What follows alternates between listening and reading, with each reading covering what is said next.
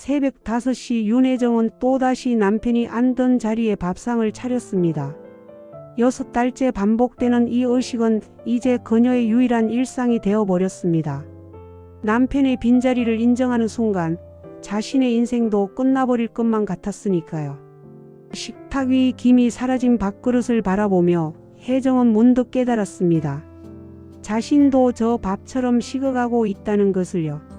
그녀가 마지막으로 웃었던 게 언제였는지 이제는 기억조차 나지 않았습니다. 하지만 그녀는 아직 몰랐습니다. 곧 한 대의 낡은 캠핑카가 그녀의 멈춰버린 시간을 다시 움직이게 만들 거라는 사실을요. 이 이야기가 궁금하시다면 지금 바로 구독 버튼과 좋아요를 눌러주세요. 혜정의 손은 계속해서 움직였습니다. 된장찌개를 끓이고 김치를 담고 계란말이를 부쳤습니다. 남편 영수가 좋아하던 메뉴였습니다.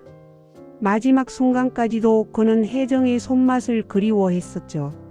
병실 침대에 누워서도 혜정이 만든 미역국을 한 숟가락 떠먹고는 눈물을 흘렸습니다. 그때 그가 마지막으로 남긴 말이 아직도 귓가에 맴돌았습니다.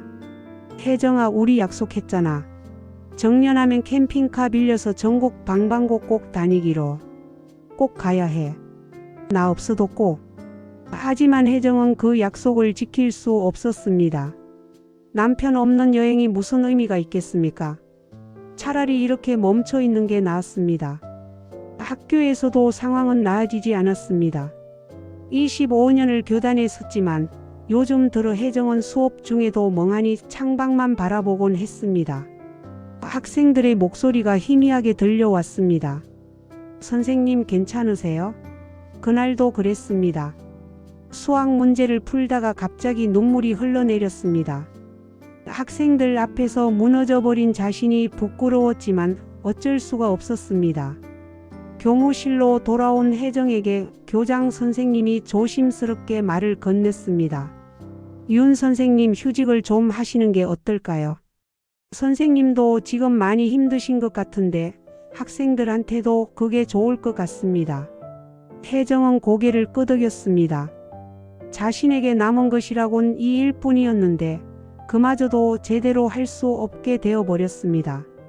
어느 토요일 오후 현관문을 두드리는 소리가 들렸습니다. 옆집에 사는 박순자였습니다. 환한 미소를 지으며 손에는 두툼한 사진첩을 들고 있었습니다. 혜정아, 이것 좀 봐. 지난주에 강원도 갔다 온 사진이야. 순자는 거실 소파에 털썩 앉아 사진을 펼쳐 보였습니다. 초록빛 계곡 옆에 세워진 캠핑카, 모닥불 앞에서 웃고 있는 사람들, 별이 쏟아지는 밤하늘. 사진 속 풍경은 너무나 평화로워 보였습니다. 순자가 신이 나서 말했습니다. 우리 동호회에서 다음 달에 제주도 가는데 너도 같이 갈래? 캠핑카 여행 진짜 좋더라. 나이 들어서 하는 거라 더 좋아. 혜정은 고개를 저었습니다. 언니, 그런 건 젊은 사람들이나 하는 거잖아요. 저는 됐어요. 순자는 아쉬운 표정을 지었지만 더 이상 권하지 않았습니다. 하지만 순자가 돌아간 뒤에도 혜정은 테이블 위에 놓인 사진첩을 계속 들여다봤습니다. 사진 속 사람들의 얼굴에는 삶의 무게가 아니라 자유가 담겨 있었습니다. 며칠 뒤 순자가 다시 찾아왔습니다. 이번에는 혜정을 강제로 끌고 나갔습니다. 캠핑카 개조 공장에 가보자는 것이었습니다. 경기도 외곽의 한적한 공업단지, 낡은 간판이 걸린 작은 공장 앞에 도착했습니다. 안으로 들어서자 각종 공구 소리와 기름 냄새가 코를 찔렀습니다. 그곳에서 한 남자가 땀을 흘리며 트럭을 개조하고 있었습니다. 50 중반쯤 되어 보이는 그 남자는 혜정과 순자를 보고는 활짝 웃었습니다. 어서 오세요. 박 사장님이 오신다고 하셨는데 이쪽 분이신가 봐요. 저는 도현이라고 합니다. 그의 손은 기름때로 시커멓게 물들어 있었지만 눈빛만큼은 맑고 따뜻했습니다. 도현은 자신이 직접 만든 캠핑카를 보여주었습니다. 오래된 포트를 개조한 것이었는데 안에는 작은 침대와 간이 부엌, 수납 공간까지 아늑하게 꾸며져 있었습니다. 이게 다 선생님이 만드신 거예요? 혜정이 놀라서 묻자 도연이 웃으며 대답했습니다. 네, 제가 원래 정비사 출신이거든요. 20년 동안 남의 차만 고치다가 이제는 제 인생을 고쳐야 할 때라는 생각이 들더라고요. 차도 오래 달리면 멈춰서 점검해야 하잖아요. 인생도 마찬가지예요. 멈춰도 괜찮아요. 고치면 되니까요. 그 말이 혜정의 가슴에 깊이 박혔습니다. 그녀도 지금 멈춰 있는 상태였습니다. 하지만 고칠 수 있을까요? 다시 달릴 수 있을까요? 집으로 돌아오는 길 혜정은 계속 도연의 말을 곱씹었습니다. 그날 밤 혜정은 남편의 유품함을 열었습니다. 오래된 지도책, 여행 계획이 빼곡히 적힌 수첩, 그리고 캠핑카 사진들이 나왔습니다. 영수는 정년 후 여행을 위해 이렇게 많은 걸 준비하고 있었습니다. 혜정은 수첩을 펼쳐 남편의 필체를 천천히 읽어 내려갔습니다. 혜정이가 좋아하는 바다가 있는 곳으로 먼저 가자. 제주도 올레길도 같이 걸어보고 강원도 깊은 산속에서는 별을 보면서 커피를 마시자. 글씨를 읽다가 혜정은 다시 눈물을 흘렸습니다. 하지만 이번에는 조금 달랐습니다. 슬픔만이 아니라 묘한 결심 같은 것이 함께 올라왔습니다. 다음날 아침 혜정은 아들 민수에게 전화를 걸었습니다. 민수야, 엄마가 차 한 대 사려고 하는데. 민수는 깜짝 놀란 목소리로 물었습니다. 차요? 무슨 차요? 혜정은 잠시 망설이다가 대답했습니다. 캠핑카. 중고로 작은 거 하나 살까 해. 전화기 너머로 민수의 한숨 소리가 들렸습니다. 엄마, 지금 정신이 있으세요? 혼자서 캠핑카를 몰고 다니시겠다고요? 위험하잖아요. 그냥 집에서 좀 쉬세요. 혜정은 조용히 말했습니다. 아빠랑 약속했었어. 너도 알잖니? 민수는 잠시 침묵하다가 말했습니다. 알았어요. 하고 싶으신 대로 하세요. 그래도 조심하시고요. 통화를 끊은 뒤 혜정은 중고차 매물 사이트를 검색했습니다. 그리고 도현에게 전화를 걸었습니다. 일주일 뒤 혜정은 자신의 첫 캠핑카 앞에 서 있었습니다. 20년 된 낡은 봉고 트럭이었지만 도현이 깔끔하게 정비해준 덕분에 엔진 소리는 경쾌했습니다. 도현이 운전석 문을 열어주며 말했습니다. 선생님, 처음엔 가까운 데서 연습하세요. 급하게 먼 데 가시면 안 돼요. 혜정은 고개를 끄덕이고 운전대를 잡았습니다. 손이 떨렸습니다. 면허는 있었지만 남편이 살아있을 때는 늘 남편이 운전을 했었습니다. 도연이 조수석에 타고 천천히 알려주었습니다. 기어는 이렇게 넣으시고 사이드 미러는 이렇게 보시고. 혜정은 떨리는 손으로 시동을 걸었습니다. 캠핑카가 천천히 움직이기 시작했습니다. 첫 여행지는 가까운 경기도의 한 계곡이었습니다. 내비게이션을 켜고 천천히 달렸습니다. 하지만 도중에 길을 잘못 들어서고 말았습니다. 비포장도로가 나타났고 혜정은 당황해서 차를 계속 몰았습니다. 어느새 해는 지고 깊은 산속에 홀로 남겨졌습니다. 핸드폰 신호도 잡히지 않았습니다. 혜정은 캠핑카 안에서 떨고 있었습니다. 왜 이런 무모한 짓을 했을까? 역시 나는 안 되는 사람이야. 눈물이 또다시 흘러내렸습니다. 가방에서 남편 사진을 꺼냈습니다. 당신 없이는 아무것도 못하겠어. 정말 아무것도. 그때 창밖에서 불빛이 보였습니다. 누군가 걸어오고 있었습니다. 혜정은 잔뜩 긴장했습니다. 하지만 그 사람은 도현이었습니다. 선생님 괜찮으세요? GPS로 위치 확인하고 찾아왔어요. 도현은 능숙하게 캠핑카 주변에 랜턴을 켜고 간이 화로를 꺼내 불을 피웠습니다. 오늘 밤은 여기서 주무세요. 내일 아침에 제가 길 안내해 드릴게요. 혜정은 고마워서 말을 잇지 못했습니다. 모닥불이 타오르고 따뜻한 불빛이 어둠을 밀어냈습니다. 도연이 커피를 끓여 건네며 말했습니다. 선생님, 첫 여행에 길 잃는 건 다들 겪는 일이에요. 저도 처음엔 그랬거든요. 불을 바라보며 두 사람은 한동안 말없이 앉아 있었습니다. 도연이 조심스럽게 물었습니다. 남편분도 자연을 좋아하셨나 봐요. 혜정은 고개를 끄덕였습니다. 네. 우리 약속했었어요. 정년하면 같이 전국을 여행하겠다고. 근데 그 약속을 못 지켰어요. 도연이 불을 바라보며 말했습니다. 지금 지키고 계시잖아요. 늦었다고 생각할 때가 가장 빠른 거예요. 그 말에 혜정은 처음으로 남편 이야기를 눈물 없이 꺼낼 수 있었습니다. 영수는 항상 긍정적인 사람이었어요. 병원에서도 웃고 마지막 순간에도 저한테 웃으라고 했죠. 근데 저는 그 웃음을 잊어버렸나 봐요. 도연이 조용히 대답했습니다. 아니에요. 선생님은 지금 다시 찾고 계세요. 그날 밤 혜정은 캠핑카 안에서 처음으로 편안하게 잠들었습니다. 새벽에 눈을 떴을 때 창밖으로 아침 안개가 피어오르고 있었습니다. 새소리가 들렸고 차가운 공기가 상쾌했습니다. 살아있다는 느낌이 온몸으로 전해졌습니다. 도연은 이미 일어나서 간단한 아침을 준비하고 있었습니다. 라면을 끓이고 김밥을 꺼냈습니다. 두 사람은 아침을 먹으며 이야기를 나눴습니다. 도연이 말했습니다. 선생님, 이번 주말에 저희 캠핑 동호회 모임이 있는데 같이 가실래요? 혜정은 잠시 망설이다가 고개를 끄덕였습니다. 그 주말 혜정은 도연의 동호회 사람들을 만났습니다. 모두 50대에서 60대 사이의 중년들이었습니다. 그들은 각자의 캠핑카를 끌고 와서 호수가 근처에 자리를 잡았습니다. 저녁이 되자 모두 모여 음식을 나눠 먹고 이야기를 나눴습니다. 한 할머니가 혜정에게 물었습니다. 처음 오셨어요? 저는 작년에 남편 보내고 시작했는데 이거 하니까 사는 맛이 나더라고요. 다른 할아버지가 끼어들었습니다. 나도 퇴직하고 뭐 할까 고민하다가 이거 시작했는데 이제는 이게 제일 좋아. 자식들은 자기 인생 사느라 바쁘고 우리는 우리끼리 이렇게 즐기면 되는 거지.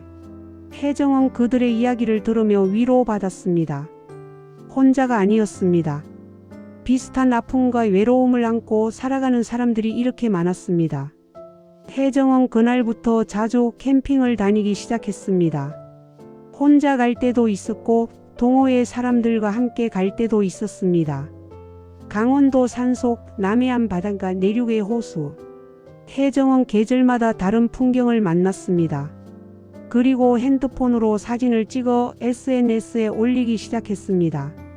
쉰둘의 캠핑 일기라는 제목으로 계정을 만들었습니다. 처음에는 몇 명만 보다가 점점 사람들이 모여들었습니다. 댓글이 달렸습니다. 저도 남편 떠나보내고 아무것도 못하고 있었는데 용기가 나네요. 나이 들어서도 이렇게 살 수 있다는 게 감사합니다.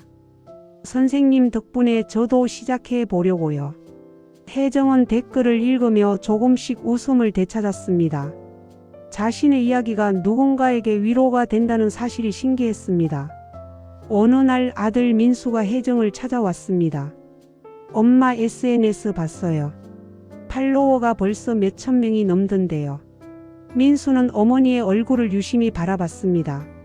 엄마 요즘 표정이 많이 달라졌어요. 이제 좀 엄마 같아요.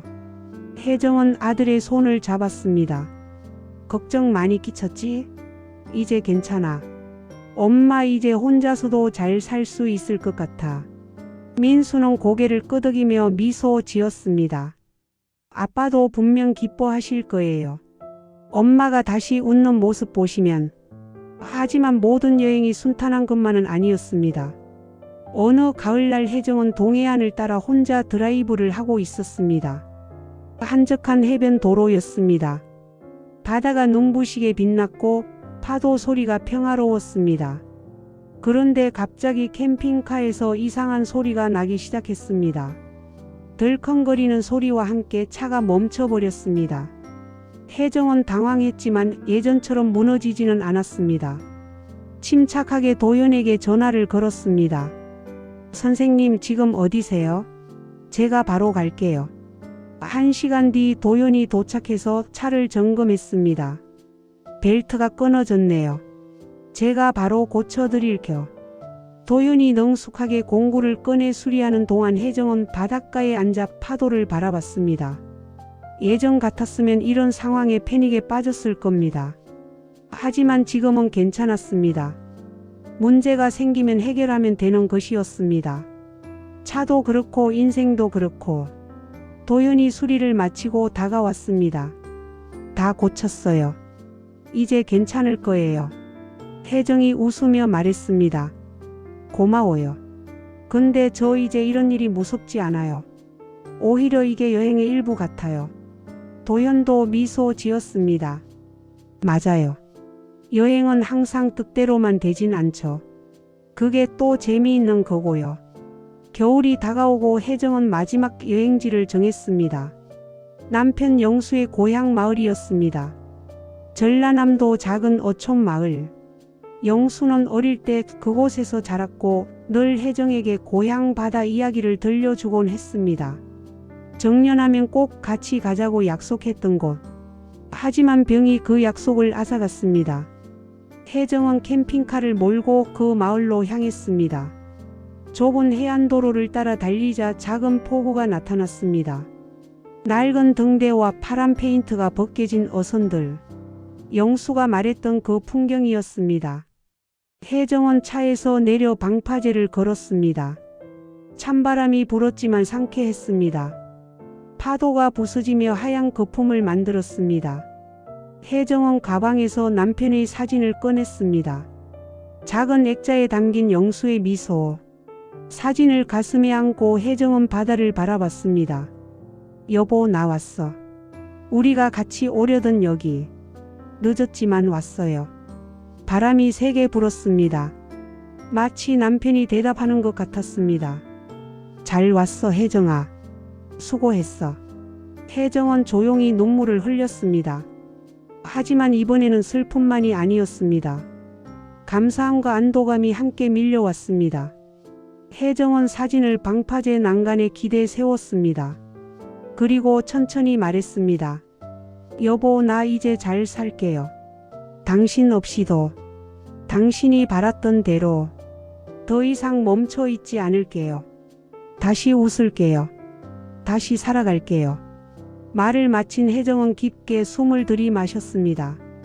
가슴 속에 맺혀있던 무언가가 풀리는 느낌이었습니다. 오랜 시간 그렇게 서 있다가 혜정은 사진을 다시 가방에 넣었습니다. 이제 정말 보내줄 시간이었습니다. 영수를 사랑했고 앞으로도 기억할 것입니다. 하지만 이제는 그 사랑이 자신을 묶어두는 게 아니라 앞으로 나아가게 하는 힘이 되어야 했습니다.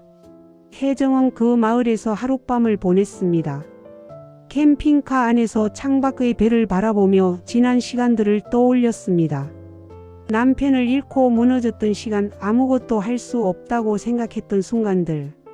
하지만 지금 자신은 여기 있었습니다. 혼자서 전국을 여행하고 낯선 사람들을 만나고 새로운 자신을 발견하며 이 모든 것이 기적 같았습니다. 혜정은 일기장을 꺼내 글을 썼습니다. 인생은 멈춘 것 같아도 계속 흘러갑니다. 우리는 그저 그 흐름 속에서 다시 방향을 찾으면 됩니다. 늦었다고 생각하지 마세요. 지금이 바로 시작입니다. 봄이 되자 혜정은 큰 결심을 했습니다. 교사직을 정리하기로 한 것입니다. 8년을 남겨두고 명예퇴직을 신청했습니다. 주변 사람들은 놀랐습니다. 아직 정년도 안 됐는데 왜 그만두느냐고 물었습니다. 하지만 혜정은 확신이 있었습니다. 이제는 다른 삶을 살고 싶었습니다. 마지막 출근 날, 동료 교사들이 작은 송별회를 열어주었습니다. 혜정은 그들에게 말했습니다. 저 이제 전국을 돌면서 캠핑 힐링 클래스를 열려고 해요. 혼자 사는 게 외로운 사람들, 인생이 막막한 사람들을 만나고 싶어요. 함께 자연 속에서 쉬면서 다시 살아갈 힘을 찾는 거죠. 혜정의 첫 번째 클래스는 강원도 산속에서 열렸습니다. SNS를 통해 모집한 10명의 참가자가 모였습니다. 모두 중년 이상의 사람들이었습니다. 남편을 잃은 사람, 퇴직 후 무료한 사람, 우울증으로 힘든 사람. 각자의 아픔을 안고 온 사람들이었습니다. 혜정은 그들과 함께 캠핑을 하며 이야기를 나눴습니다. 불을 피우고 음식을 만들고 배를 보고 산책을 했습니다. 특별한 프로그램이 있는 것은 아니었습니다. 그저 자연 속에서 함께 시간을 보내는 것만으로 사람들은 조금씩 변해갔습니다. 한 할머니가 혜정에게 말했습니다. 선생님, 저 여기 와서 처음으로 웃었어요. 남편 떠난 지 1년이 넘었는데 웃은 게 처음이에요. 혜정은 그 할머니의 손을 잡았습니다. 저도 그랬어요. 처음엔 웃는 게 죄책감처럼 느껴졌죠. 근데 알게 됐어요. 우리가 다시 웃고 행복해지는 게 떠난 사람들이 진짜 원하는 거라는 걸요. 캠프파이어를 둘러싸고 사람들은 자신의 이야기를 꺼냈습니다. 누군가는 울었고 누군가는 웃었습니다. 혜정은 그들을 바라보며 생각했습니다. 자신도 누군가에게 이런 위로가 될 수 있다는 게 감사했습니다. 여름이 되자 혜정의 클래스는 입소문을 타고 유명해졌습니다. 예약이 밀려 들어왔고 한 달에 2번씩 전국 각지에서 클래스를 열었습니다. 도연도 가끔 함께 했습니다. 그는 참가자들의 캠핑카를 점검해주고 초보자들에게 운전을 가르쳐 주었습니다. 두 사람은 좋은 파트너가 되었습니다. 연인은 아니었지만 서로의 삶을 응원하고 지지하는 관계였습니다. 어느 날 저녁 도윤이 혜정에게 물었습니다. 선생님 행복하세요? 혜정은 고개를 끄덕였습니다. 네, 행복해요. 이렇게 될 줄은 몰랐어요. 남편 떠나고 세상이 끝난 줄 알았는데. 도윤이 미소 지었습니다. 끝이 아니라 새로운 시작이었던 거죠. 가을이 깊어가던 어느 날 혜정은 다시 남편의 고향 마을을 찾았습니다. 이번에는 혼자가 아니었습니다. 캠핑 클래스 참가자들과 함께였습니다. 그들은 바닷가에 캠핑카를 세우고 모닥불을 피웠습니다. 혜정은 사람들에게 자신의 이야기를 들려주었습니다. 남편과의 약속, 그를 잃은 슬픔, 그리고 다시 일어선 과정. 사람들은 조용히 들었습니다. 한 참가자가 물었습니다. 선생님은 어떻게 그렇게 용기를 낼 수 있었어요? 혜정은 잠시 생각하다가 대답했습니다. 용기를 낸 게 아니에요. 그냥 한 걸음씩 걸었을 뿐이에요. 무서웠지만 걸었고 넘어졌지만 다시 일어났어요. 그게 전부예요. 그날 밤 혜정은 혼자 바닷가를 걸었습니다. 파도 소리가 들렸고 하늘에는 별이 가득했습니다. 문득 남편 영수의 목소리가 들리는 것 같았습니다. 혜정아, 잘하고 있어. 정말 잘하고 있어. 혜정은 하늘을 올려다보며 미소 지었습니다. 고마워요, 여보. 당신이 남긴 사랑 덕분에 저 다시 살 수 있었어요. 이제 정말 괜찮아요. 혜정의 캠핑카는 계속해서 길 위를 달렸습니다. 봄에는 벚꽃이 흩날리는 경주로, 여름에는 푸른 바다가 펼쳐진 제주도로, 가을에는 단풍이 물든 설악산으로, 겨울에는 하얀 눈이 쌓인 대관령으로. 그녀는 멈추지 않았습니다. 계절이 바뀌고 시간이 흘러도 혜정은 계속 달렸습니다. 그리고 그녀가 가는 곳마다 사람들이 모여들었습니다. 상처받은 사람들, 길을 잃은 사람들, 다시 시작하고 싶은 사람들. 혜정은 그들에게 말했습니다. 인생은 언제든 다시 시작할 수 있어요. 나이도 상황도 중요하지 않아요. 중요한 건 지금 이 순간 내가 살아있다는 것, 그리고 한 걸음 내디딜 용기예요. 어느 겨울날 혜정은 설악산 근처에서 클래스를 열었습니다. 눈이 펑펑 내렸고 세상은 하얗게 뒤덮였습니다. 참가자들과 함께 눈 쌓인 길을 걸으며 혜정은 문득 깨달았습니다. 자신은 이제 더 이상 예전의 혜정이 아니었습니다. 남편의 부재로 정의되는 사람이 아니라 스스로의 삶을 개척하는 사람, 누군가에게 희망을 주는 사람, 그렇게 변해 있었습니다. 눈발 속에서 혜정은 활짝 웃었습니다. 정말 오랜만에 느끼는 진심에서 우러나오는 웃음이었습니다. 카메라는 천천히 멀어졌습니다. 하얀 설원 위를 달리는 작은 캠핑카. 그 안에는 인생의 겨울을 지나 다시 봄을 맞이한 한 여자가 있었습니다. 윤혜정, 신둘의 나이에 새로운 인생을 시작한 여자. 그녀의 여행은 아직 끝나지 않았습니다. 아니, 이제 막 시작된 것인지도 몰랐습니다. 캠핑카는 눈 덮인 산길을 따라 계속 달렸습니다. 그 뒤로 긴 바퀴 자국이 남았습니다. 마치 살아온 삶의 궤적처럼. 그리고 그 길은 계속 이어졌습니다. 끝없이 아름답게 희망차게.